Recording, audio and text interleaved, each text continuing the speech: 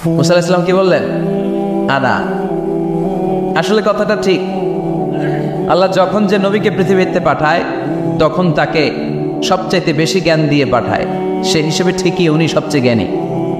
কিন্তু উনি এইভাবে নিজেকে সবচেয়ে বড় জ্ঞানী বলে দিবে, এটা আল্লাহর পছন্দ হয় না। আল্লাহ চেয়েছিলেন মুসা আলাইহিস সালাম যেন বলে আল্লাহু আ'লাম, আল্লাহই জ্ঞানী। সুবহানাল্লাহ কইবেন না? কিন্তু তা না করে উনি কি করলেন? যখন বললো সবচেয়ে বড় জ্ঞানীকে, উনি হুট করে কি বলে ফেললেন? আনা, আমি। আল্লাহ এটা পছন্দ করেনি। আল্লাহ ডেকে বললেন, মুসা, ইউ আর অ্যাবসলিউটলি রং, তুমি ভুল করেছো, তুমি সবচেয়ে জ্ঞানী নও, তোমার চেয়েও বড় জ্ঞানী আছে। সুবহানাল্লাহ পড়ে। তার মানে জানার কোনো শেষ নাই, জাননেওয়ালার উপর জাননেওয়ালা আছে।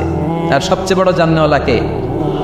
মুসা আলাইহিস সালাম রে আল্লাহ বললেন, মুসা, তোমার চেয়েও বড় জ্ঞানী আছে, তার নাম হচ্ছে খদির। কি নাম? আরো জোরে বলেন, কি নাম? খদির। উনি কোনো জায়গায় বসলে ওখানে ঘাস লতা পাতা যদি শুকনো থাকতো, ওনার বরকতে ওগুলো সবুজ হয়ে যেত, এজন্য ওনার নাম খদির। কিন্তু আমরা বলি খিজির। আমরা কি বলি?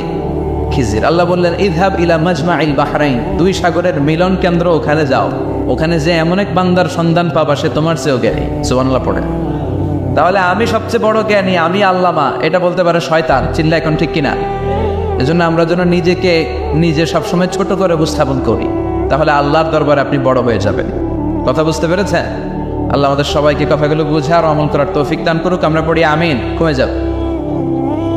উনজুরু ইলা মান হুয়া আসফালা মিনকা, তোমার চেয়ে যে খারাপ অবস্থায় আছে একটু তাকাও না, একটু তাকাও, তোমার চারিপাশেই আছে। যে মুহূর্তে আমরা কথা শুনছি এই মুহূর্তে অনেকে হাসপাতালের বেডে শুয়ে শুয়ে চিৎকার করছে, মৃত্যুর প্রহর গুনছে। ক্যান্সার, দুরারোগ্য ব্যাধি, যার নাই কোনো অ্যান্সার। আমার বাড়ি নাই, আমি বাড়ি চাই, গাড়ি চাই, আরো টাকা চাই, আরো পয়সা চাই, আরো খ্যাতি চাই, আরো অনেক কিছু চাই। ক্যান্সারে আক্রান্ত রোগীটা কিচ্ছু চায় না, খালি বাঁচতে চায়।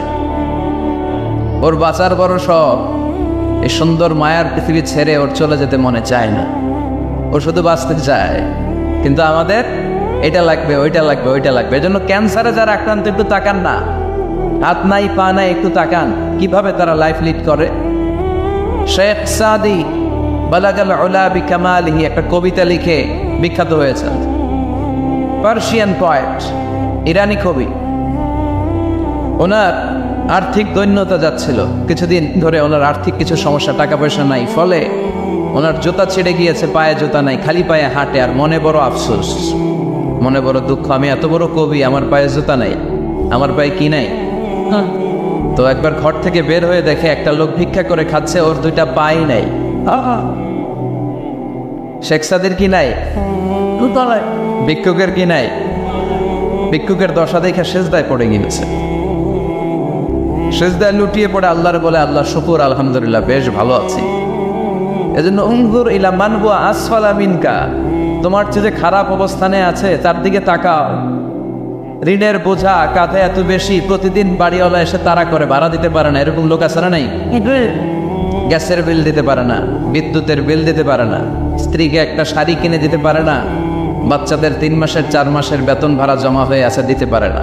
কত সুখে আছি আমরা, কত শান্তিতে আছি আমরা, শুকর গুজার হতে চাই না, শুধু অভিযোগ আর অভিযোগ। আল্লাহ বলে, অভিযোগ বাদ দিয়ে দাও। বিশ্বনবী বলেন, তোমার চেয়ে যে খারাপ অবস্থানে আছে একটু ওইদিকে তাকাও, তাহলে দেখবে তুমি অনেক ভালো আছো। এজন্য সব সময় সুখে দুঃখে সর্বাবস্থায় আমরা প্রশংসা করব একজনের, তিনি কে?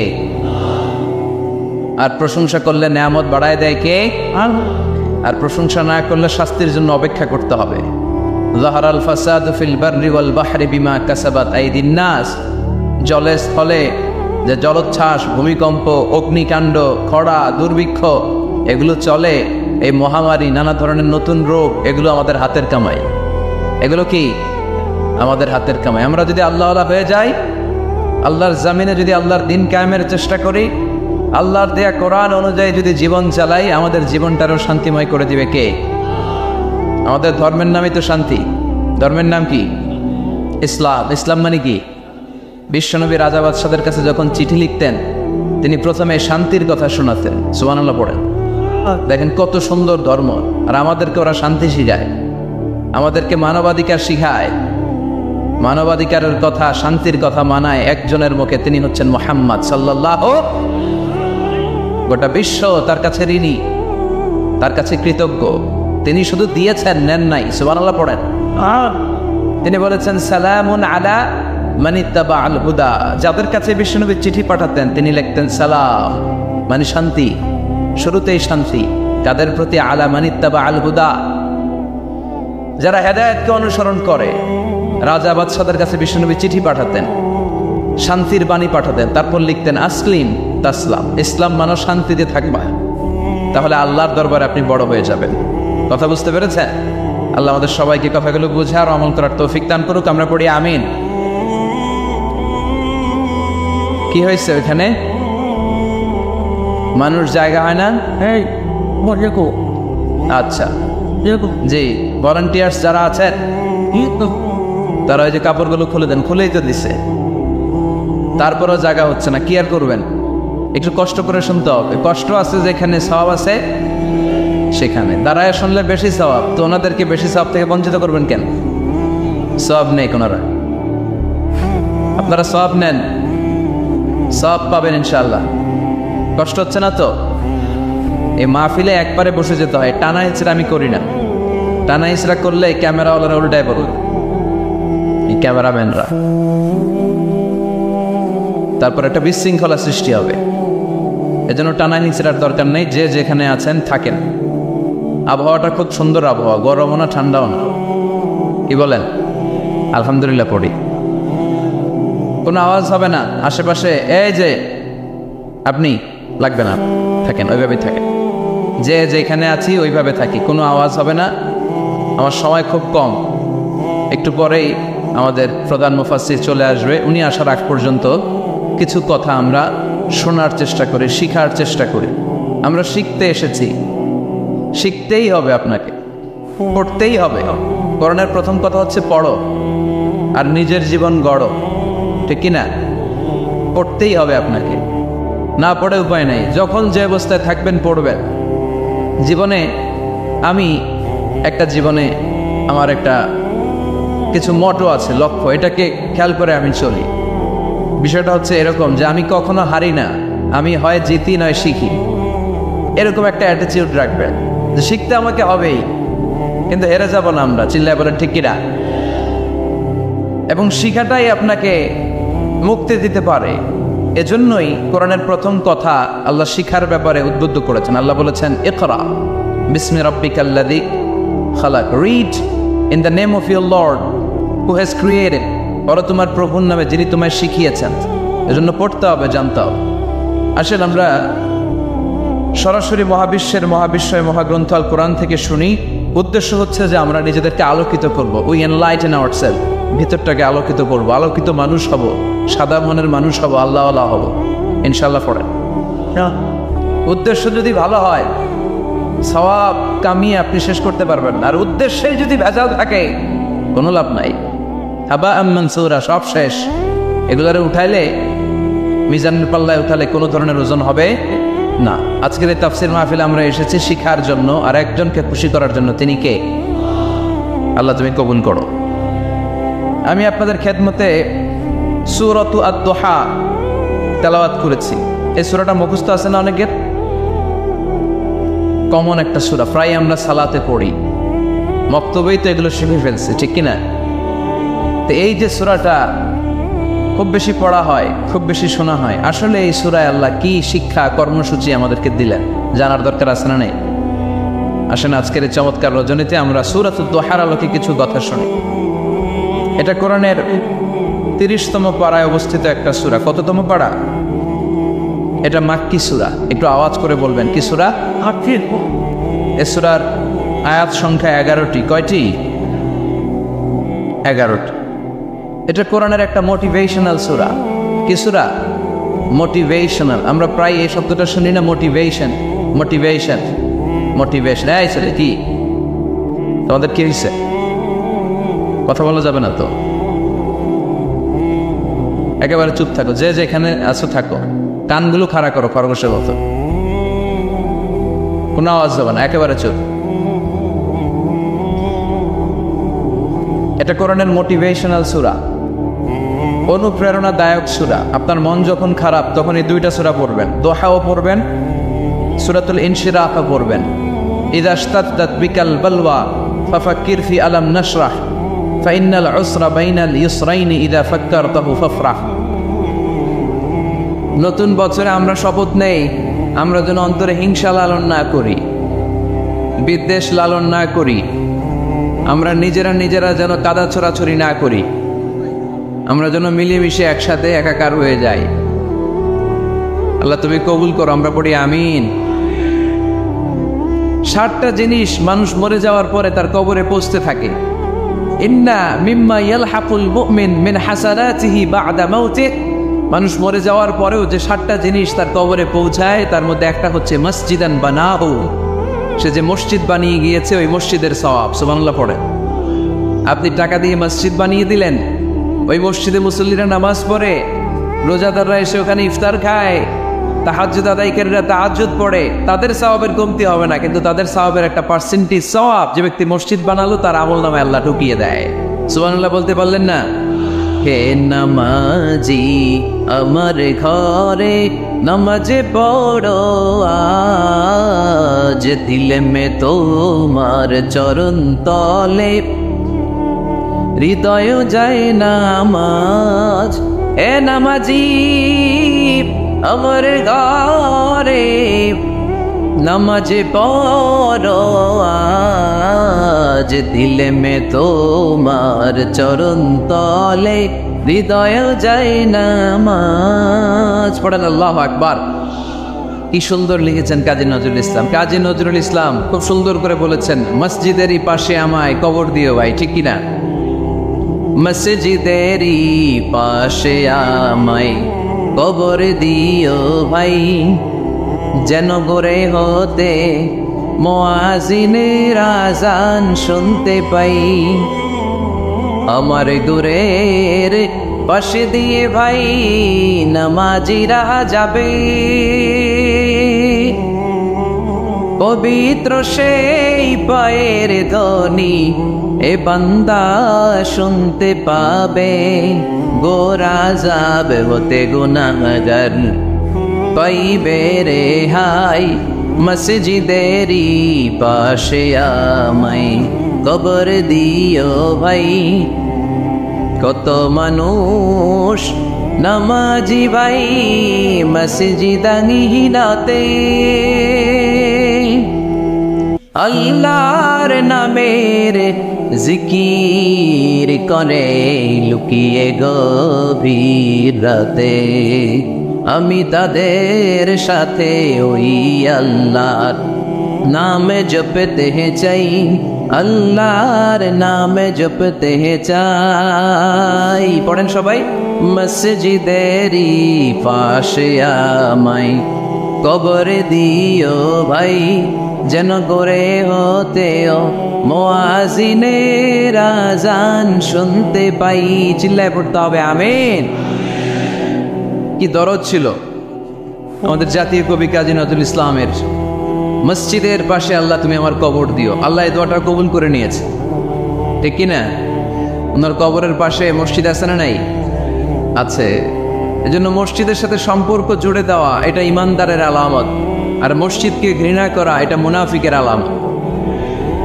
এজন্য আমরা যেন আমাদের হৃদয়টাকে মসজিদের সাথে জুড়ে দেই, মসজিদের সাথে যেন সুসম্পর্ক থাকে। মসজিদ সবার, মসজিদ নিয়ে দলাদলি নাই। দলাদলি আছে অনেক জায়গায়, হানাফি মসজিদ, আহলে হাদিস মসজিদ এরকম আমরা দেখি বা শুনি, এটা ঠিক না। হানাফি মসজিদ বলে কোনো কথা নাই, আহলে হাদিস মসজিদ বলে কোনো কথা নাই। মসজিদ সবার।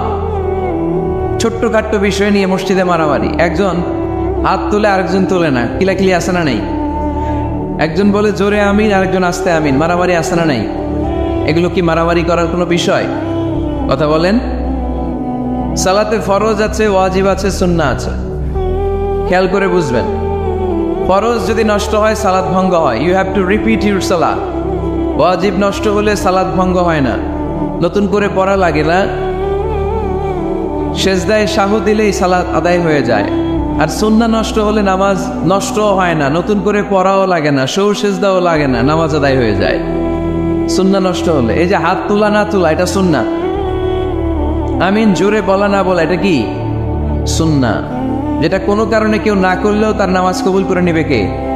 আর এই সব সুন্নত লয়ে আমাদের দেশে গিলাগিলি, মৌলভীবাজারে মাশাআল্লাহ এগুলা নাই, এখানেও আছে। এগুলোর অবসান ঘটুক, আমরা চাই কি চাই না? আর কত এই ছোটখাটো বিষয় নিয়ে আমরা এই বিভেদের প্রাচীর আর দেয়ালকে উঁচু করবো আমাদের মাঝখানে? কবে আমরা ঐক্যের সিন্ডিকেট করব? কবে? আর কবে সাদা মনের মানুষ হব? কবে? আর কত? অনেক হয়েছে, আর না, এবার থামেন। বিভেদের প্রাচীরকে ভেঙে চুড়িয়ে দেন। ঐক্যের এমন সিন্ডিকেট করতে হবে যাতে কোনো অপশক্তি ঐক্যকে ভাঙতে না পারে, বানচাল করতে না পারে। চিল্লায় বলেন ঠিক কিনা? এজন্য মিউচুয়াল রেসপেক্টের দরকার, পারস্পরিক শ্রদ্ধাবোধ সব ক্ষেত্রে, রাজনীতিতে, সামাজিক অ্যাক্টিভিটিসে আমাদের আলেম ওলামাদের মধ্যে পারস্পরিক শ্রদ্ধাবোধের দরকার, মিউচুয়াল রেসপেক্ট। কেউ কাউরে রেসপেক্ট করে না, আমি যেটা বলছি এটাই সব, বাকি সব হারাম, এরকম বলে না অনেকে? এরকম যেন না করি। তাহলে মসজিদ সবার, মসজিদ আল্লাহর হাবিব সাল্লাল্লাহু আলাইহি ওয়াসাল্লাম খ্রিস্টানদেরকে মসজিদে ঢুকতে দিয়েছেন, আর আমরা মুসলমান ভাইয়ের জন্য মসজিদে তালা ঝুলাই দেই, আছে না নাই? আল্লাহর হাবিব সাল্লাল্লাহু আলাইহি ওয়াসাল্লাম কোথাও গেলেই প্রথমে মসজিদ বানাতেন। কি বানাতেন? মসজিদ বানাতেন। মক্কা থেকে হিজরত করে মদিনায় আসলেন, কোবায় থাকলেন কয়েক সপ্তাহ। কোবা পল্লীতে তিনি মসজিদ বানালেন, মসজিদ কোবা। ওখানে প্রতি শনিবার কেউ যদি ওযু করে ওখানে যে 2 রাকাত নামাজ পড়ে, একটা কবুল উমরার সওয়াব আল্লাহ তাআলা তার আমলনামায় দিয়ে দেয়। মসজিদে কোবা বানালেন। তারপরে মদিনায় এসে মসজিদে নববী বানালেন আল্লাহর হাবিব সাল্লাল্লাহু আলাইহি ওয়াসাল্লাম, মসজিদে নববী। এটা ছিল আল্লাহ রাসূল সাল্লাল্লাহু আলাইহি ওয়াসাল্লামের বৈশিষ্ট্য। কোথাও গেলেই তিনি মসজিদ বানাতেন, মসজিদে নববী। হায় রে, এখন তো কত সুন্দর মসজিদ আমরা দেখি, আমরা যে সালাত পড়ি। আল্লাহর হাবিব সাল্লাল্লাহু আলাইহি সাল্লামের সময় মসজিদে নববী কি এরকম ছিল? কথা বলেন। ফ্লোর ছিল বালুর ফ্লোর। কিসের ফ্লোর? আমাদের মসজিদের ফ্লোর কিসের? টাইলস। আর আল্লাহ রাসূল সাল্লাল্লাহু আলাইহি ওয়াসাল্লামের মসজিদে নববীর ফ্লোর কিসের? কথা বলে না তো আওয়াজ করে উত্তর দেন না কেন? কষ্ট হচ্ছে? দুপুরে খাইছেন না সবাই? কেন খান নাই কেন? রোজা রাখছিলেন? হ্যাঁ, ফজর বাদে আইছি। আচ্ছা ঠিক আছে, ঠিক আছে। আচ্ছা আচ্ছা, সাউন্ড নাই, কথা শোনা যায় না? তো এটা শুনলা কেমনে? জিজ্ঞেস করলাম কথা শোনা যায় না, কয় না। তো এটা শুনলা কি করে? মানে অল্প শোনা যায়, তাই তো? এই একটু পরে আমার বিদায় ঘন্টা বাজবে, আমি চলে যাব। এই তোমরা ডিস্টার্ব করতে করতে আমার সময় শেষ। তোমরা ডিস্টার্ব করলে তোমাদের লস, আমি আমার টাইমের 1 মিনিটে বেশি যেতে পারবো না, কারণ এখানে আসরের সালাতের আজান শুরু হয়ে যাবে, এরপরে কোনো কথা নেই। আর বক্তব্য লম্বা করা এটা বিদআত। এই বিদআতকে আমি সুন্নাতের মধ্যে আনতে যাচ্ছি। একটা সময়ে একেবারে কমায় নিয়ে আসবো। এত প্রোগ্রামও আমি করতে চাই না। আমি ঘোষণা দিয়েছি আগামী বছর সারা বাংলাদেশে আমার প্রোগ্রাম হবে 50টা। কয়টা? 50টা। এরপরের বছর 30টা, এরপরের বছর 20টা। বিভাগীয় প্রোগ্রাম করলেই চলবে আমার। এক এক বিভাগে যে 2 দিন 3 দিন খালাস। এত দরকার না, এত লম্বা চূড়ার বক্তব্যের দরকার নেই। আধা ঘন্টা চুপ করে শুনেন, কয়েকটা মেসেজ ড্রপ করি, take it with you to your home, then practise and apply in the society. নিয়ে যান, আমল করেন, সমাজে কাজে লাগান। সমাজটা আলোকিত করে দিবে কে? খুতাবুকুম তাওয়িলা, সালাওয়াতুকুম কাসীরা। আল্লাহর হাবিব সাল্লাল্লাহু আলাইহি ওয়াসাল্লাম বললেন, কিয়ামতের একটা আলামত, কিয়ামতের আগে তোমাদের বক্তব্য হয়ে যাবে লম্বা, সালাত হয়ে যাবে খাটো। সালাতের পরে তাসবিহ পড়তে চায় না লোকজন, ব্যস্ত, মহা ব্যস্ত, সুপার বিজি। কোত্থেকে আসলে এই ব্যস্ততা? আপনি রবের সাথে মুনাজাত, না যাই ইউনাজি মুনাজাত, আপনার রবের সাথে একাকী নীরবে কথা বলতে মনে চায় না আপনার? তাই তো তাড়াহুড়ো কিসের? ধীর স্থির হন, একটু স্থির হন, একটু মনোদৈহিক প্রশান্তি অর্জনের চেষ্টা করেন। সব সময় ব্যস্ত, ধাক্কাধাক্কি, উচ্ছৃঙ্খলা, এগুলো আমাদেরকে শেষ করে দিয়েছে। এজন্য লম্বা চূড়া বক্তব্য ঠিক না। বক্তব্য শুনতে আমাদের ভালো লাগে, আমল করতে ভালো লাগে না। বক্তব্যটা শেষেই সিগারেট ধরায়, আছে না নাই? মাহফিল শেষেই বিড়ি ধরায়, কয় চমৎকার ওয়াজ করছে হুজুরে। ওয়াজটা সেই রকম হয়েছে, অনেক কণ্ঠ সুন্দর হুজুরের। এতদিন ইউটিউবে দেখছি, আজকে সরাসরি দেখাইছি। আছে না? তো কি লাভ হয়েছে? লাভটা হয়েছে কি? এই যে মাহফিল শেষে বিড়িটা ধরাইলেন আর গেলেন, কোনো লাভ হয় নাই। এগুলো থেকে বেরিয়ে আসতে হবে। বছরের পর বছর আমাদেরকে শেখানো হয়েছে একভাবে, কেউ এই পরিবর্তনের আওয়াজ তুলে নাই। আওয়াজ আপনাকে তুলতে হবে। আওয়াজ তোলার জন্য এত মানুষ লাগে না, আপনি একাই যথেষ্ট। আপনি দাঁড়ান না সামনে, দেখবেন আপনার সামনে কেউ টিকে থাকতে পারবে না, ঠিক কিনা? কিন্তু আপনার শক্ত সিদ্ধান্ত লাগবে, পরিবর্তনের জন্য শক্ত মানসিকতা লাগবে যে আমি পরিবর্তন করতে চাই। We have to change. যুগ জামানা পাল্টে দিতে চাই না অনেকজন, এক মানুষই আনতে পারে জাতির জাগরণ। এক মানুষই বিপদকালে বাঁচায় কাফেলায়, ক্ষুদ্র ডিঙ্গি বাঁচায় জাহাজ অসীম দরিয়ায়। এজন্য আপনার শক্ত সিদ্ধান্ত পারে আপনার মৌলভীবাজারটাকে দেশের শ্রেষ্ঠ জেলা, শ্রেষ্ঠ থানা হিসেবে আল্লাহর কাছে কবুল করতে, ঠিক কিনা? এজন্য লম্বা চূড়া আলোচনা ঠিক না, ছোটখাটো অল্প কয়েকটা মেসেজ নিয়ে যেতে পারলেই that's enough. One of the minor signs before the day of judgment, your Islamic lectures will be very longer and your salah 5 times a day will be shorter. কিয়ামতের আগে বক্তব্য লম্বা, নামাজ খাটো, তাসবিহ পড়ে না, ব্যস্ত, মহাব্যস্ত। এই মহাব্যস্ততা ছাড়েন, কোরআন সুন্নাহর দিকে ফিরে আসেন। বরকত দিবে কে? বিশ্বনবীর মসজিদে নববীর ফ্লোর বালু ফ্লোর ছিল, আমাদের ফ্লোর টাইলস। আল্লাহর হাবিব সাল্লাল্লাহু আলাইহি ওয়াসাল্লামের মসজিদে বালি নিচে, এই বালিতেই নামাজ পড়তেন। বৃষ্টি হলে কাদামাটি হয়ে যেত, কাদামাটিতেই সেজদা করতেন। সেজদা করলে কাদার মাটি আল্লাহর হাবিব সাল্লাল্লাহু আলাইহি ওয়াসাল্লামের নাকে আর কপালে লেগে যেত। তিনি সালাম ফিরিয়ে সাহাবাদের দিকে মুখ ফিরিয়ে বসলে দেখতেন প্রতিটা সাহাবীর নাকে আর কপালে কাদার মাটি মিশে আছে। তার মানে প্রিয় নবী সাল্লাল্লাহু আলাইহি ওয়াসাল্লামের মসজিদে নববী ছিল কাঁচা, কিন্তু মুসল্লি ছিল পাকা। আমাদের মসজিদগুলো হয়েছে পাকা, কিন্তু মুসল্লি কাঁচা, ঠিক কিনা? ফজরের সালাতে মানুষ নাই। ইমাম সাহেব আছেন কে কে এলাকায়? দেখি ইমাম, মসজিদের ইমাম, মাশাআল্লাহ। আপনাদের এইখানে ওই মসজিদে ফজরের নামাজে কয় কাতার হয়? 5 জন 6 জন। কেনে এত কম? কেনে? হ্যাঁ, আসে না, আসতে চায় না লোকজন। তো এই যে 5-6 জন ফজরের সালাতে, কল্পনা করতে পারেন ফজরের সালাতে এত কম লোক? ফজরের জামাতে লোক যায় না, এটা একটা মহামারী। যেদিন ফজরের জামাতের দৃশ্য আর জুমার নামাজের দৃশ্য একরকম হয়ে যাবে, ওই দিনই বাংলাদেশে ইসলাম কায়েম হয়ে যাবে। এখন স্লোগান তুলে বিপ্লব, বিপ্লব, ইসলামী বিপ্লব। আর ফজরের সময় আমি কম্বলের ভিতরে, আছে না নাই? কোনো বিপ্লব হবে না। ফজরের নামাজ জামাতে পড়ুন, সকালটারে বরকতময় করে দিবে কে? আল্লাহর হাবিব সাল্লাল্লাহু আলাইহি ওয়াসাল্লামের মসজিদ ছিল সবার জন্য উন্মুক্ত, এখানে সবাই আসতে পারত। এজন্য মসজিদ হবে সবার। আমরা মসজিদের আবাদকারী হতে চাই। এজন্য রাব্বুল আলামিন বলেন, ইন্নামা ইয়া'মুরু মাসাজিদাল্লাহি মান আমানা বিল্লাহি ওয়াল ইয়াউমিল আখির وأقام الصلاة وآتى الزكاة ولم يخش إلا الله فعسى أولئك أن يكونوا من المهتدين سبحان الله পড়েন।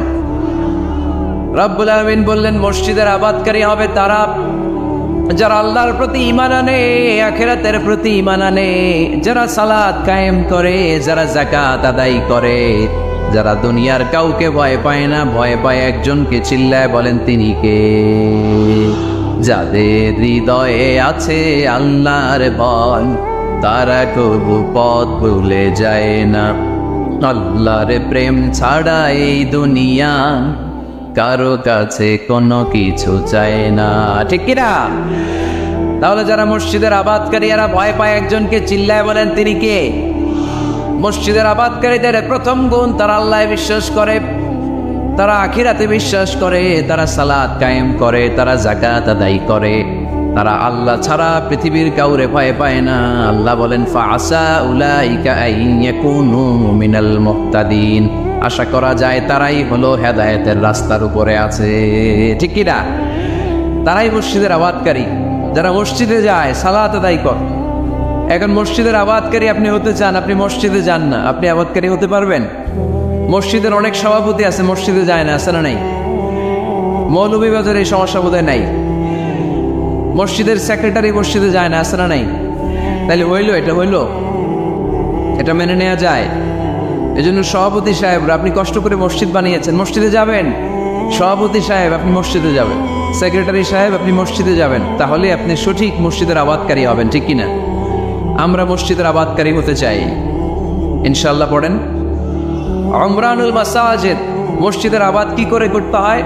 মসজিদ আবাদ করার এক নাম্বার মাধ্যম হচ্ছে মসজিদ নির্মাণ করা। কি করা? নির্মাণ করা। খেয়াল করবেন, আল্লাহর হাবিব সাল্লাল্লাহু আলাইহি ওয়াসাল্লাম বলেছেন, মান বানা মসজিদান মিন মালিহি ফিদ দুনিয়া বানাল্লাহু লাহু বাইতান ফিল জান্নাহ। যে ব্যক্তি নিজের পকেটের টাকা খরচ করে দুনিয়াতে মসজিদ বানায়, আল্লাহ তাআলা তার জন্য জান্নাতে ঘর বানায়। 60টা জিনিস মানুষ মরে যাওয়ার পরে তার কবরে পৌঁছতে থাকে।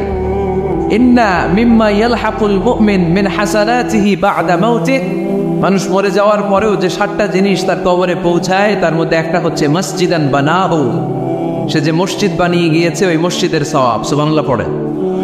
আপনি টাকা দিয়ে মসজিদ বানিয়ে দিলেন, ওই মসজিদে মুসল্লিরা নামাজ পড়ে, রোজাদাররা এসে ওখানে ইফতার খায়, তাহাজ্জুদ আদায়কারীরা তাহাজ্জুদ পড়ে, তাদের সওয়াবের কমতি হবে না, কিন্তু তাদের সওয়াবের একটা পার্সেন্টেজ সওয়াব যে ব্যক্তি মসজিদ বানালো তার আমলনামায় আল্লাহ ঢুকিয়ে দেয়। এজন্য বেশি বেশি মসজিদ বানাতে রাজি আছেন তো? তাহলে মসজিদ আবাদ করার প্রথম মাধ্যম হচ্ছে মসজিদ বানানো। 2 নম্বর মাধ্যম হচ্ছে মসজিদে যেয়ে জামাতে সালাত আদায় করা।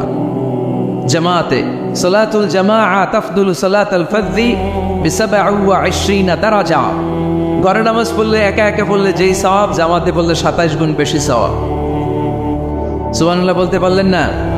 হে নামাজি আমার ঘরে নামাজে পড়ো আজ, দিলে মে তোমার চরণ তলে হৃদয় যায় নামাজ। হে নামাজি আমার ঘরে নামাজে পড়ো আজ, দিলে মে তোমার চরণ তলে হৃদয় যায় নামাজ। পড়েন আল্লাহু আকবার। কি সুন্দর লিখেছেন কাজী নজরুল ইসলাম। মসজিদ কেমন যেন মসজিদ তার নিজের ভাষায় আল্লাহর কাছে কেঁদে কেঁদে ফরিয়াদ জানায়, আল্লাহ নামাজিরা আমার ঘরে আসে না, কি সুন্দর টাইলস, কি সুন্দর মুসল্লা, কি সুন্দর এয়ার কন্ডিশন, সব আছে, কিন্তু মুসল্লি নাই, ঠিক কিনা? মসজিদগুলো আল্লাহর কাছে ফরিয়াদ জানায়। এজন্য আমরা যেন মসজিদমুখী হই। কি মুখী? আওয়াজ করে বলতে হবে, কি মুখী? মসজিদমুখী। তাহলে মসজিদ আবাদের 1 নম্বর পদ্ধতি মসজিদ বানানো। 2 নম্বর মসজিদে বেশি বেশি যে জামাতে সালাত আদায় করা। 3 নম্বরে মসজিদের সাথে সম্পর্ক জুড়ে দেওয়া, হৃদয়টা যেন সবসময় মসজিদের সাথে লেগে থাকে। আল্লাহর হাবিব সাল্লাল্লাহু আলাইহি ওয়াসাল্লাম বললেন, সাবআতুন ইউযিল্লুহুমুল্লাহু ফি যিল্লি ইয়াওমা লা যিল্লা ইল্লা যিল্লু। 7 শ্রেণীর ব্যক্তিকে আল্লাহ তাআলা কিয়ামতের দিন আরশের নিচে ছায়া দিবে, যেদিন আল্লাহর আরশের ছায়া ছাড়া কোনো ছায়া পৃথিবীতে থাকবে না। সেই দিনটা কি এই দিনের মতো? কিয়ামতের দিনটা আজকের এই দিনের মতো হবে? 50,000 বছর হবে। এটা লেন্থ, এটা ডিউরেশন। কাআন সাফসাফা লা তারা ফিহা ইওয়াজা ওয়ালা আমতা, লেভেল প্লেইং ফিল্ড, তামার জমিন। একটু কল্পনা করেন তো ওই দিনটা কত ভয়ঙ্কর।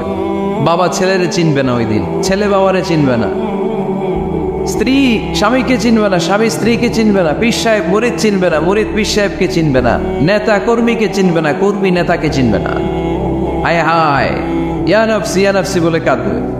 সূর্যটা মাথার কাছে চলে আসবে, সূর্যের তাপে মাথার মগজগুলো গলে গলে নাকের ছিদ্র আর কানের ছিদ্র দিয়ে টপ টপ করে বেয়ে বেয়ে পড়বে।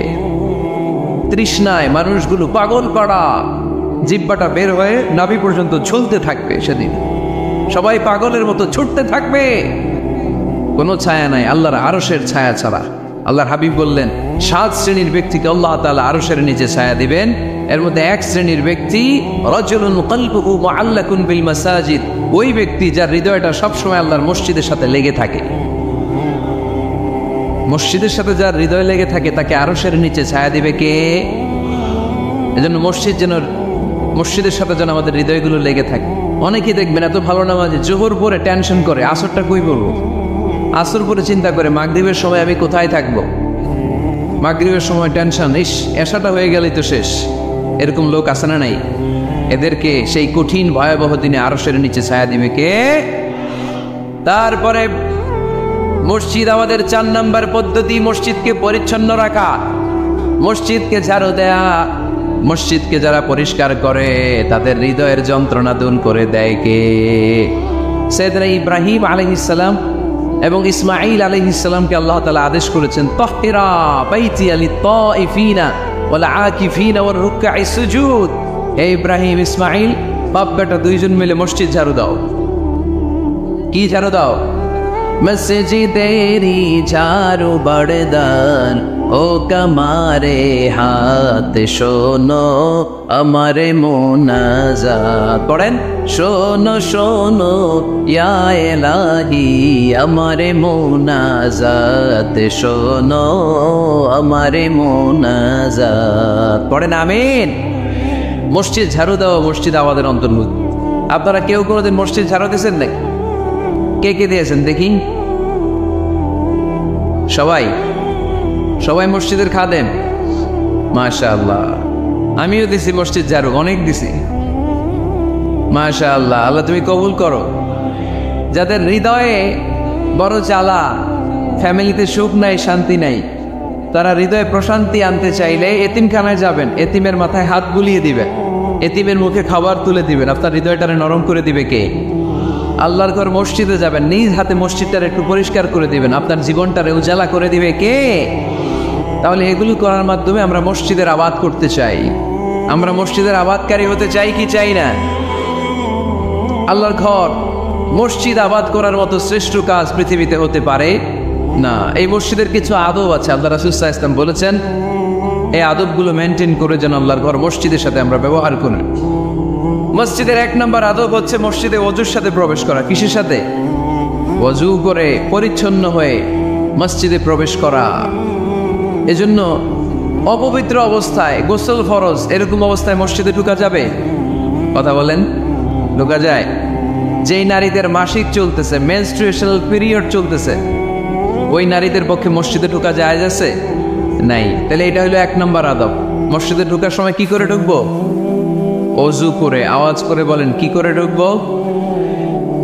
ওযু করে। 2 নম্বর আদব হচ্ছে মসজিদে যাওয়ার সময় সবচেয়ে ভালো জামাটা পরে যাও, সবচেয়ে ভালো পাঞ্জাবিটা পরে যাও। জান তো আপনারা? না সবচেয়ে সিরাটা পরে যান? হ্যাঁ, অনেকের নামাজের জন্য একটা পুরান জামা আছে, সিরা পাড়া, এদিকে হাত উঠালিয়ে দিতে দেখা যায়, আছে না নাই? সবচেয়ে সিরা পাড়াটা রাখে নামাজের জন্য, কপাল পোড়া। আর সুন্নাতে খাতনার অনুষ্ঠানে গেলে মাশাআল্লাহ লেহেঙ্গা গায়ে দিয়ে যায়, আছে না নাই? না, আপনি ইবাদতের জন্য সবচেয়ে সুন্দর জামাটা রাখবেন। এজন্য রাব্বুল আলামিন বলেন, ইয়া বানি আদম খুযু যিনাতাকুম ইনদা কুল্লি মসজিদ। ও বনি আদম, তুমি যখন আল্লাহর ঘর মসজিদে ঢুকবা, ও বনি আদম, তুমি যখন নামাজের মুসল্লায় দাঁড়াবা, তোমার সবচাইতে দাবি, সবচাইতে সুন্দর জামাটা গায়ে দিয়ে তুমি নামাজে দাঁড়াও, ঠিক কি না? তাহলে এখন মসজিদে যাওয়ার সময় কি গায়ে দিয়ে যাবেন বলেন? খিতা করবেন? হ্যাঁ, মাশাআল্লাহ। হ্যাঁ, সবচেয়ে ভালো কাপড়টা আয়রন করে পারফিউম মেখে তারপরে আমরা যাব। রাজি আছেন তো? 3 নম্বর আদব হচ্ছে মসজিদে ঢোকার সময় বাম পা দিয়ে ঢুকতে হয়।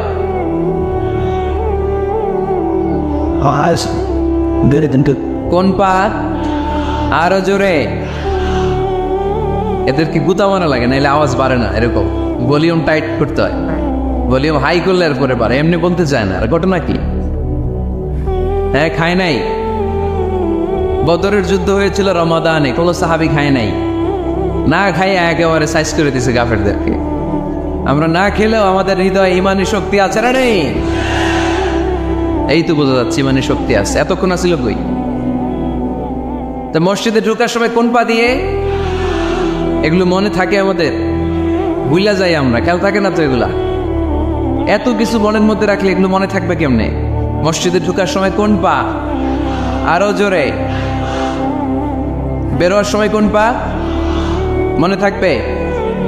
মসজিদে যখন ঢুকবেন ডান পা দিয়ে ঢুকবেন, আর দোয়া পড়বেন, আউযু বিল্লাহিল আযীম ওয়া বিওয়াজহিল কারীম ওয়া সুলতানিহিল কদীম মিনাশ শাইতানির রাজীম। বিষ্ণু ইসলাম বললেন, যে ব্যক্তি মসজিদে ঢোকার সময় এই দোয়াটা পড়বে, শয়তান আফসোস শুরু করে। সে বলে, হায় হায়, আজকের দিনের জন্য, সারা দিনের জন্য তো তুই আমার ওয়াসওয়াসা থেকে বেঁচে গেলি। আজকের সারা দিনের জন্য তোরে আমি হারালাম, আজকের সারাটা দিন আল্লাহর পক্ষ থেকে প্রোটেকশন নিয়ে তুই বেঁচে গেলি। আজকের জন্য যা, কালকে তোরে আমি ধরবো। এজন্য এই দোয়াটা পড়ার দরকার আছে না?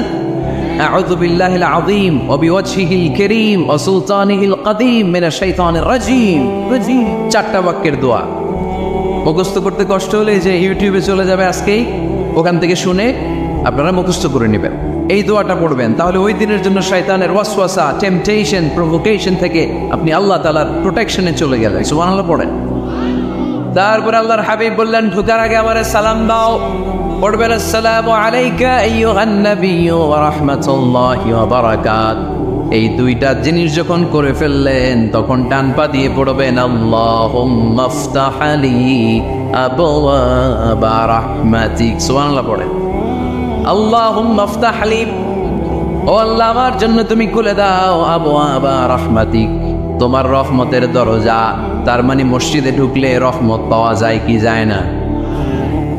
মসজিদে ঢুকলে পাওয়া যায় রহমত। মসজিদের বাইরে রহমতের কথা আল্লাহ বলে নাই, মসজিদের ভিতরে রহমত। কোথায় রহমত? কোথায়? মসজিদের ভিতরে রহমত আছে না? তার প্রমাণ, মসজিদে ঢুকলেই শান্তি লাগে কেমন জানি, আর ঘুমে ধরে। মসজিদে ঘুমাইছেন কারা কারা দেখি? সবাই ঘুমাইছেন? আরে আমি কত ঘুমাইছি। জুমার নামাজের সময় যে কি ঘুম আসে, আসে আসে কমন পড়ছে, একেবারে কমন পড়ে গেছে। ঘুম আসে কারণ রহমতের ঝিরি ঝিরি বাড়ি ধারা আল্লাহ তাআলা আরশের উপর থেকে নাজিল করতে থাকে। মানে এই রহমতের কারণে হৃদয়টা প্রশান্ত হয়ে যায়, অনেকের ঘুমও চলে আসে, ঠিক কিনা? এজন্য আল্লাহুম্মা ইফতাহ লি আবওয়াবা রাহমাতিক, ও আল্লাহ তোমার রহমতের দরজাগুলো আমার জন্য খুলে দাও। এই দোয়া পড়লে রহমতের দরজা খুলে দেয় কে? আবার মসজিদ থেকে যখন বের হবেন তখন কোন পা দিয়ে? জোরে বলেন। বাম পা দিয়ে কি পড়বেন? আল্লাহুম্মা ইন্নী আসআলুকা মিন ফাদলিক, ও আল্লাহ তোমার কাছে আমি তোমার পক্ষ থেকে ফদল চাই, মানে রিজিক চাই। রিজিক দেয়ার মালিক কে? তার মানে খুব সোজা সাপটা কথা হচ্ছে, মসজিদের ভিতরে পাওয়া যায় রহমত, আর বাইরে পাওয়া যায় ফদল বা রিজিক। বাইরে পাওয়া যায় কি? রিজিক। মসজিদের ভিতরে রিজিক আছে। তার মানে সারাদিন মসজিদে বসে থাকলে রিজিক মিলবে? নামাজের সময় নামাজ পড়তে হবে, কাজের সময় কাজ করতে হবে, এটাই হচ্ছে ইসলামের বিধান। নামাজের সময় নামাজ, কাজের সময়। আমি প্রশ্ন করবো, আওয়াজ করে উত্তর দেন। নামাজের সময়, কাজের সময়, নামাজের সময়, কাজের সময়, এটা মনে থাকবে।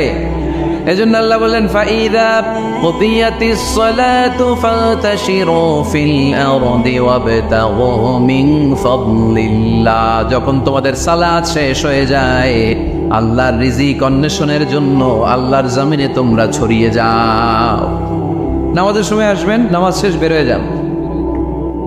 ফান্তাশিরু ফিল আরদ, জমিনে ছড়িয়ে পড়ো। নামাজ শেষ, চেয়ারম্যান সাহেব চলে যাবে ইউনিয়ন পরিষদের ভেতরে, ছাত্ররা চলে যাবে হাই স্কুলে, মেম্বার অফ দ্য পার্লামেন্ট চলে যাবে সংসদে, সেনাবাহিনীর লোকেরা চলে যাবে ক্যান্টনমেন্টে, ব্যবসায়ীরা চলে যাবে তাদের বাজারে, সিএনজি ওয়ালারা সিএনজি নিয়ে ব্যবসা শুরু করবে, রাস্তায় নেমে যাবে, চিল্লায় বলেন ঠিক কিনা? এটাই ইসলামের বিধান। নামাজের সময় নামাজ, কাজের সময়। আচ্ছা, তাহলে প্রথম সুন্নাত পেলাম, পবিত্র হয়ে ঢুকবো, ভালো জামা পরে ঢুকবো 2 নাম্বার। 3 নাম্বার, ঢুকার সময় কোন পা? বের হওয়ার সময় 4 নাম্বার, মসজিদে ঢুকেই 2 রাকাত। মসজিদে ঢুকে কয় রাকাত পড়েন আপনারা? তাহিয়াতুল মসজিদ। মসজিদে আপনি ওয়েলকাম জানাবেন, ঢুকেই 2 রাকাত পড়বেন, ওযু করলেই 2 রাকাত। আল্লাহর হাবিব সাল্লাল্লাহু আলাইহি ওয়াসাল্লাম মসজিদে নববীতে জুমার খুতবা দিচ্ছেন। খুতবা চলাকালীন সময়ে এক সাহাবী এসে মসজিদের মধ্যে বসে পড়লেন। আল্লাহর হাবিব সাল্লাল্লাহু আলাইহি ওয়াসাল্লাম সাহাবীরে বললেন দাঁড়াও। সাহাবী দাঁড়ালেন। আল্লাহর নবী জিজ্ঞেস করলেন কেন বসে পড়লা, 2 রাকাত পড়ছো নাকি? সাহাবী বলে পড়ি নাই। বিশ্বনবী বললেন তাহলে তাড়াতাড়ি 2 রাকাত নামাজ পড়ে বসে যাও। সুবহানাল্লাহ পড়ে। 2 রাকাত পড়ো নাই তো পড়ো, দাঁড়াও, তারপরে বসো। দেখেন খুতবা চলাকালীন সময়ে আমাদের খতিবরা কখনো খুতবা থামায়? কথা বুঝেন নাই? জুমার খুতবা আপনারা শোনেন না? খুতবা চলতেছে, ওই মুহূর্তে ইমাম সাহেবরা কখনো খুতবা থামায়? মাঝখানে কোনো ঝামেলা হলে থামায় না। প্রথম খুতবা শেষ, বসে, তারপরে দ্বিতীয় খুতবা। খুতবার মাঝখানে কোনো থামাথামেই নাই। কিন্তু আল্লাহর হাবিব সাল্লাল্লাহু আলাইহি সাল্লাম কেমন খতিব ছিলেন দেখেন। আল্লাহর হাবিব সাল্লাল্লাহু আলাইহি সাল্লামের খুতবা দেওয়ার স্টাইল এন্ড অ্যাটিটিউড এবং আমাদের খুতবা দেওয়ার স্টাইল এন্ড অ্যাটিটিউড আল্লাহ রাসূল সাল্লাল্লাহু আলাইহি ওয়াসাল্লাম এটা কত প্রাণবন্ত ছিল।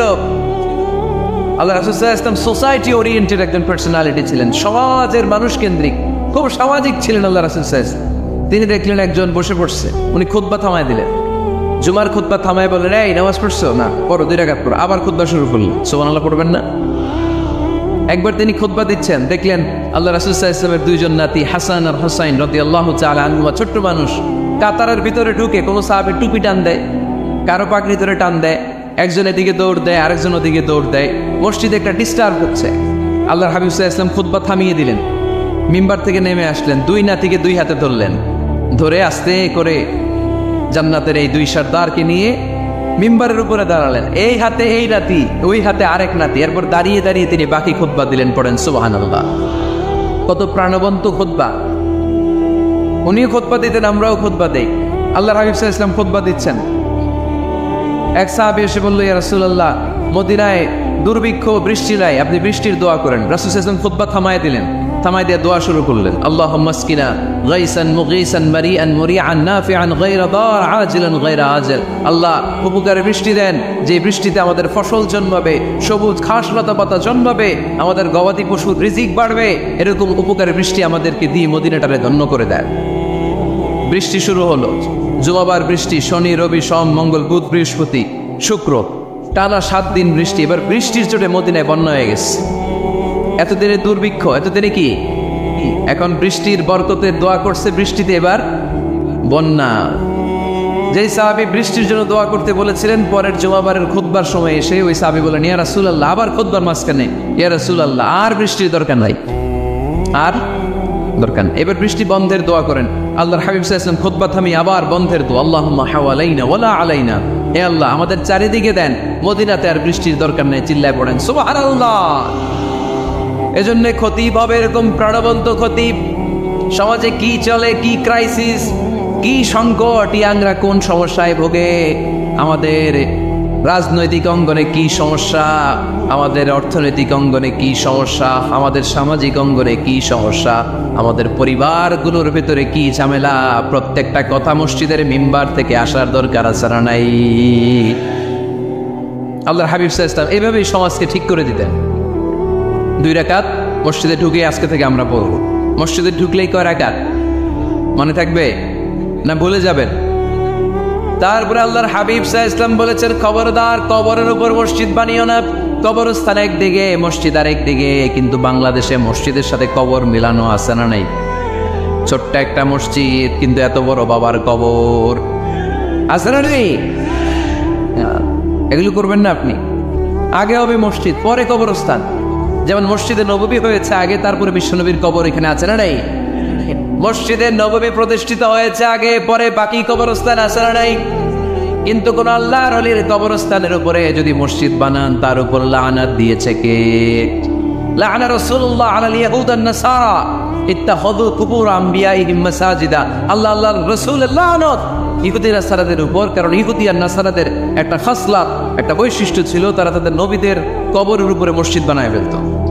এটা করা যাবে? এজন্য এলাকায় এলাকায় এই ঝামেলা, কবর আর মসজিদ হবে আলাদা। আবার মসজিদের কিবলার দিকে যেন কবরস্থান না হয়, তাহলে শিরক হওয়ার সম্ভাবনা আছে না নাই? খুব সাবধান, আল্লাহ সব মাফ করে কিন্তু শিরক মাফ করে না, ঠিক কিনা? শিরক হচ্ছে মহাপাপ, সব পাপের বাপ। এজন্য আমরা সব করলেও শিরকের গুনাহ মুসলমান কখনো করতে পারে। এরপর আল্লাহর হাবিব বললেন, মসজিদকে পরিষ্কার পরিচ্ছন্ন রাখো, এটাও মসজিদের আদাব। মসজিদে আতর লাগিয়ে দেন, বাখুর জ্বালিয়ে দেন। আপনাদের এই এলাকার মধ্যে তো বাখুরের অভাব নাই, আগরের অভাব নাই, ঠিক কিনা? গতকাল প্রোগ্রাম ছিল কই? সুজানগর, আগরের রাজধানী। আগর চিনেননি আপনারা? হ্যাঁ, এই যে তেহনিল উদ পারফিউম, আপনাদের এই যে মাহতাব সাহেবের আল হারামাইন, এরপরে যে আজমুল কোম্পানি, আপনাদের এই মৌলভীবাজার এলাকার এরকম অনেক কোম্পানি আছে দুবাই ভিত্তিক, গোটা বিশ্বে ওনারা ব্র্যান্ডিং করেছে। এগুলোর র ম্যাটেরিয়াল, কাঁচামাল যায় হচ্ছে আপনাদের মৌলভীবাজার থেকে। সম্মানিত ভাইয়েরা, মসজিদ পরিষ্কার পরিচ্ছন্ন রাখবেন, এই বাখুর জ্বালাবেন, তেহনিল উদ এই পারফিউমগুলো ছড়িয়ে দিবেন। মসজিদের মধ্যে অনেক মসজিদের দুর্গন্ধ আছে না নাই? এই কার্পেটের মধ্যে ময়লা, পরিষ্কার করেন। আল্লাহ হাবিব সাল্লাল্লাহু আলাইহি ওয়াসাল্লাম বলেছেন, খবরদার। আম্মা জান আয়েশা বর্ণনা করেন, আমার রাসূলুল্লাহ সাল্লাল্লাহু আলাইহি ওয়াসাল্লাম বিবিনাইল মসজিদ ফিদ দুয়ার ওয়া আন তুতাইয়াবা ওয়া তুনাযযাফ, আমরা যেন এলাকায় মসজিদ বানাই, মসজিদগুলোকে যেন পারফিউম দিয়ে, আতর দিয়ে সুগন্ধময় করে দেই। বিশ্বনবী আদেশ করেছেন, সুবহানাল্লাহ পড়েন। এজন্য কোনো অপরিচ্ছন্ন মসজিদ থাকতে পারবে না। মসজিদের পাশ দিয়ে গেলে আতরের ঘ্রাণে আমোদ হয়ে লোকজন যেন বুঝতে পারে এটা আল্লাহর ঘর, মসজিদ। চিল্লায় বলেন ঠিক কিনা? এরপরে আল্লাহর হাবিব সাল্লাল্লাহু আলাইহি ওয়াসাল্লাম বলেছেন, মসজিদের আরেকটা আদব হলো মসজিদকে অতিমাত্রায় ডিজাইন না করা। বেশি ডিজাইন করা যাবে না। এমন ডিজাইন করা যাবে না যে এটা মসজিদ বোঝাই যায় না। এত লাইটিং ফাইটিং করে, এটা কি মসজিদ না কমিউনিটি সেন্টার বোঝাই যায় না। আছে না? নাই আছে। এরকম যেন আমরা না করি সম্মানিত ভাইয়েরা। বিশেষ করে মসজিদের সামনের দেয়ালে। কোন দেয়ালে? সামনের দেয়ালটা, কেবলার দিকে যেই দেয়াল, এই দেয়ালটা হতে হবে ফ্রেশ, যাতে করে মানুষের দৃষ্টি আকর্ষণ না করে। প্রায় মসজিদের দেয়ালের মাঝখানে দেখবেন আপনি ক্যালেন্ডার ঝুলায় রাখে, আছে না নাই? মৌলভীবাজারের কি অবস্থা? খিতা খবর আছে তো। এই যে ক্যালেন্ডার ঝুলায় রাখে, ওইখানে দেখবেন বিভিন্ন মসজিদের ছবি, এতিমখানার ছবি, মানুষের ছবি। তো মানুষ নামাজও পড়ে, আবার ওগুলোও তাকায়, আছে না নাই? প্রথম কাতারে পরে ওইখানে কি লেখা, এগুলো পরে তার ডিস্টার্ব হচ্ছে না? এই মুসল্লির দৃষ্টি যাতে অন্যদিকে না যায়, এটা খেয়াল রাখতে হবে। যদি পারা যায় মসজিদের সামনে কোনো গড়ি টরি চলবে না। গড়ি মসজিদের পেছনের দেয়ালে, সময়সূচি পেছনের দেয়ালে, সব পেছনে। সময় কয়টা বাজে ওটা ইমাম দেখলে চলবে, ইমাম এভাবে দেখে নিবে, আপনারাও দেখে নিবে। কিন্তু সামনের দেয়ালটা যত সিম্পল করা যায়। আল্লাহর হাবিব সাল্লাল্লাহু আলাইহি ওয়াসাল্লাম নামাজ পড়া অবস্থায় সামনে এমন কিছু রাখতেন না যেটার দ্বারা আল্লাহর হাবিব সাল্লাল্লাহু আলাইহি ওয়াসাল্লামের সালাতে মনোযোগ অন্যদিকে চলে যায়। আমরা যখন সালাত পড়ি, যদি অন্যদিকে তাকাই, ফেরেশতার মাধ্যমে আল্লাহ একটা ডাক দেয়, বলে আকবিল, এই বান্দা ফিরে আয়, তোর নজর থাকা দরকার সিজদার জায়গায়, ফিরে আয়। আপনি আবার যখন অন্যদিকে তাকান, আল্লাহ বলে ফিরে আয়, সিজদার দিকে তাকা। আপনি আবার যখন ঘড়ির দিকে তাকান, আল্লাহ বলে আকবিল, ফিরে আয়, সিজদার দিকে তাকা। আপনি যখন আবার অন্যদিকে তাকান, তখন আল্লাহ বলে লা হাজাতা লি ইলা সালাতিক, তোর এই নামাজের দরকার আমার নাই। নাউজুবিল্লাহ পড়বেন না? তোর এই নামাজের দরকার আমার নাই। অজু করে কষ্ট করে যাকে খুশি করার জন্য আপনি সালাতে দাঁড়ালেন, উনি যদি বলে এই নামাজের দরকার নেই, তা কার জন্য নামাজ পড়লেন আপনি? কথা কি বুঝতে পেরেছেন? এই জন্য এলাকার গণ্যমান্য ব্যক্তিবর্গ আছে, আমাদের চেয়ারম্যান সাহেব আছে, আরো অন্যান্য বিজনেস ম্যাগনেটরা আছে। আপনারা মসজিদ যখন নির্মাণ করবেন, সামনের দেয়ালটা যত সাদামাটা হতে পারে ততই ভালো। এমনকি জায়নামাজের মধ্যে এখন কাবা ঘরের ছবি আছে না নাই? আছে না? কি মুসলমান আমরা, নিজের কাবারে নিজে লাথি মারি নামাজের আগে, মনের অজান্তে নিজের কাবাকে নিজে লাথি মারছি। এরকম জায়নামাজ ব্যবহার করা নিষেধ। চিল্লায় বলেন ঠিক কিনা? সাদা ফ্রেশ জায়নামাজ বাজারজাত করেন। আপনাদের সিদ্ধান্তই ওনাদের ব্যবসা বয়কট হয়ে যাবে। আপনারা যদি এখন থেকে মসজিদের মিনারা আর কাবা ঘরের যে প্রতিকৃতি বা ছবি, এরকম ছবি সম্বলিত জায়নামাজ কিনা বন্ধ করে দেন, এদের মার্কেট থাকবে? কথা বলেন। কালকে থেকে আমরা জায়নামাজ কিনা সবাই ফ্রেশ জায়নামাজ কিনবো। কোনো মসজিদ, কোনো মিনার, আমাদের কাবা ঘরের ছবি সম্বলিত কোনো জায়নামাজ কিনা যাবে? আওয়াজ করে বলেন, যাবে? যাবে না। এগুলো হচ্ছে মসজিদের আদাব। এগুলো রক্ষা করে মসজিদে ঢোকার দরকার আছে না নাই? পৃথিবীতে 3টা মসজিদ সবচাইতে শ্রেষ্ঠ মসজিদ। কয়টা? আওয়াজ করে বলেন না। 1 নাম্বার মসজিদুল হারাম, ফাওয়াল্লু উজুহাকুম শাতরা, যেখানেই তোমরা নামাজ পড়ো না কেন মসজিদের হারামের দিকে হয়ে নামাজ পড়ো। কেবলা কোন দিকে? আজকে এদিকে, এইদিকে কেবলা। আমি যদি এদিকে হয়ে পড়ি, নামাজ হবে না? হবে না কেন? কারণ কেবলামুখী হয়ে নামাজ পড়া ফরজ। চিল্লায় বলেন ঠিক কিনা? মসজিদুল হারাম পৃথিবীর প্রথম মসজিদ। ওখানে একটা ঘর আছে, ঘরটার নাম হলো কাবা। ইন্না আউওয়ালা বাইতিন উদিআ লিন-নাসি লাল্লাযী বিবাক্কাতা মুবারাকা। এই পৃথিবীর প্রথম ঘর, যেই ঘরটা স্থাপিত হয়েছে বাক্কা শহরে। বাক্কা মক্কার আগের নাম, এখন শহরের নাম মক্কা। আগে নাম ছিল কি? সবাই বলেন, কি নাম ছিল? বাক্কা। এটা পৃথিবীর আদি ঘর। সব নবীদের পরশধন্য পদধূলিতে এই জায়গাটা বরকতময় হয়েছে। এটা এমন ঘর, যেই ঘরের চারদিকে 1 রাকাত নামাজ পড়লে 1 লক্ষ রাকাতের সওয়াব পাওয়া যায়। হজ উমরা করেছেন কে কে দেখি? হজ উমরা করেছেন আপনারা না? মাশাআল্লাহ। আমরা যারা করতে পারি নাই, আল্লাহ তাদেরকেও তৌফিক দাও। আমরা যেন এই কাবা ঘরে যে প্রাণ ভরে সালাত আদায় করতে পারি, আল্লাহ তৌফিক দান করো। আমরা যেন মসজিদে নববীতে যে প্রাণ ভরে সালাত পড়তে পারি, তৌফিক দান করো। আল্লাহর হাবিব সাল্লাল্লাহু আলাইহি ইসলামের কবরের সামনে দাঁড়িয়ে যেন আমরা প্রাণ খুলে মন প্রাণ উজাড় করে বিশ্ব ইসলামকে সালাম দিতে পারি। আল্লাহ তৌফিক দান করো। এই কাবা ঘরকে কেন্দ্র করে প্রতিদিন 100টা রহমত নাজিল হয়। আওয়াজ করে বলেন কয়টা? আল্লাহর হাবিব বললেন প্রতিদিন প্রতিনিয়ত 100টা রহমত নাজিল হতেই থাকে। 60টা রহমত তাদের উপর নাজিল হয় যারা কাবা ঘরের চারদিকে তাওয়াফ করে। 40 লিল মুসাল্লিন, বাকি 40টা নাজিল হয় যারা কাবা ঘরের পাশে নামাজ পড়ে। 20 লিন নাযিরিনা ইলাল কাবা, বাকি 20টা রহমত প্রতিনিয়ত নাজিল হয় যারা তাওয়াফ করে না, সালাত আদায় করে না, শুধু কাবার গিলাফের দিকে তাকিয়ে থাকে। কাবার দিকে তাকায় থাকলেই সওয়াব। সুবহানাল্লাহ পড়েন। এক রাকাতে কয় লক্ষ রাকাতের সওয়াব। এজন্য আল্লাহর হাবিব সাল্লাল্লাহু আলাইহি ওয়াসাল্লাম বলেছেন, লা তুশাদ্দুর রিহাল ইল্লা ইলা সালাসাতি মাসাজিদা, স্পেশাল ভার্চু এন্ড রিওয়ার্ড, বিশেষ সওয়াবের নিয়তে পৃথিবীর এই 3টা জায়গা ছাড়া কোথাও নিয়ত করে ভ্রমণ করা জায়েজ নাই। এক হচ্ছে মসজিদুল হারাম, 2 হচ্ছে মসজিদ নববী, 3 হচ্ছে মসজিদুল আকসা। এই 3টা মসজিদ ছাড়া পৃথিবীর কোনো মসজিদে নিয়ত করে সফর করা যাবে না। বিশেষ নিয়তে সফর করা যাবে না যে আমি যদি এই মৌলভীবাজারের জামে মসজিদে যাই বেশি সওয়াব পাওয়া যাবে, এই নিয়তে সফর করা যাবে না। বেশি সওয়াব শুধু এই 3 মসজিদে। মসজিদুল হারামে 1 রাকাতে কত রাকাতের সওয়াব? কথা কয় না, বুঝে নাই বোধহয়, কয় লক্ষ। আর মসজিদে নববীতে 1 রাকাতে 1000 রাকাতের সওয়াব। আরেক বর্ণনায় আছে 50,000, বর্ণনাটা দুর্বল। সহি বর্ণনায় এসেছে 1 রাকাতে 1000 রাকাতের সওয়াব। মসজিদুল আকসায় সালাত পড়লে 1 রাকাতে, এক বর্ণনায় এসেছে 250 রাকাতের সওয়াব, আরেক বর্ণনায় এসেছে 500 রাকাতের সওয়াব। এই 3টা মসজিদ ছাড়া যে নামাজ পড়লে বেশি সওয়াব হবে, এই নিয়তে সফর করা যাবে? চিল্লায় বলেন যাবে। তবে মসজিদটা দর্শন করার জন্য যেতে পারবে। মসজিদটা দেখতে কেমন, এটার ক্যালিওগ্রাফিক্যাল ডিজাইন কেমন, এটার আর্কিটেকচারাল ডিজাইন কেমন, এটার দৃষ্টিনন্দন সৌন্দর্য কেমন, মসজিদটা দেখতে কেমন, দেখতে যেতে পারবেন। কিন্তু বিশেষ সওয়াব রিওয়ার্ড এই 3টা মসজিদ ছাড়া অন্য কোনো মসজিদের জন্য হবে না। এই মসজিদ হচ্ছে আমাদের সামাজিক ঐক্যের কেন্দ্রবিন্দু, এটা হচ্ছে আমাদের কমিউনিটি সেন্টার। আমরা শুধু নামাজের জন্য মসজিদকে ইউজ করি, এছাড়া আরো অনেক ইউসেজ আছে মসজিদের। খেয়াল রাখবেন, আমাদের মুসলমানদের মসজিদ হিন্দুদের মন্দিরের মতো নয়।